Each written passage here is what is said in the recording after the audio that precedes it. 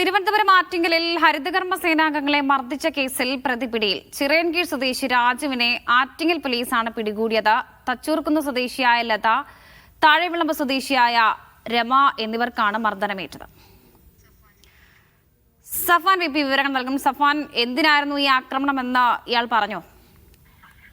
വർഷ അല്പം മുമ്പാണ് ചിറയൻകീഴ് സ്വദേശി രാജുവിനെ ആറ്റിങ്ങൽ പോലീസ് പിടികൂടിയത്. CCTV അടക്കം കേന്ദ്രീകരിച്ച് നടത്തിയ പരിശോധനയിലാണ് ഇയാളെ പിടികൂടാൻ കഴിഞ്ഞത്. ഇന്ന് രാവിലെയായിരുന്നു ആറ്റിങ്ങൽ പോലീസ് സ്റ്റേഷൻ പരിധിയിൽ ആറ്റിങ്ങൽ പാലസ് റോഡിൽ വെച്ച് ഇങ്ങനൊരു സംഭവം ഉണ്ടാവുന്നത്.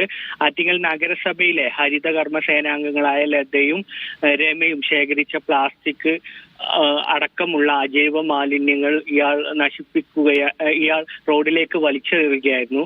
ഇത് ചോദ്യം ചെയ്തതിനാണ് ഇദ്ദേഹം ഇപ്പോൾ അറസ്റ്റിലായ ചിറയൻകീഴ് സ്വദേശി രാജു ഇവരെ മർദ്ദിച്ചത്.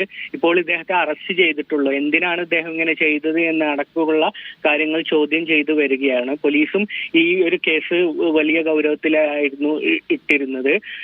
ആറ്റിങ്ങൽ പോലീസിൽ ഈ അതിക്രമണത്തിന് ശേഷം ഈ ഈ സ്ത്രീകൾ പരാതി കൊടുക്കുകയും ചെയ്തിരുന്നു. ഇതിന്റെ അടിസ്ഥാനത്തിലാണ് ഇപ്പോൾ അന്വേഷണം CCTV അടക്കമുള്ള പരിശോധനകൾ നടത്തി ഇദ്ദേഹത്തെ പിടികൂടിയിട്ടുള്ളത്.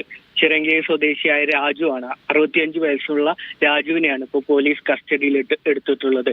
വർഷ ഇദ്ദേഹത്തെ ചോദ്യം ചെയ്തു വരികയാണ്.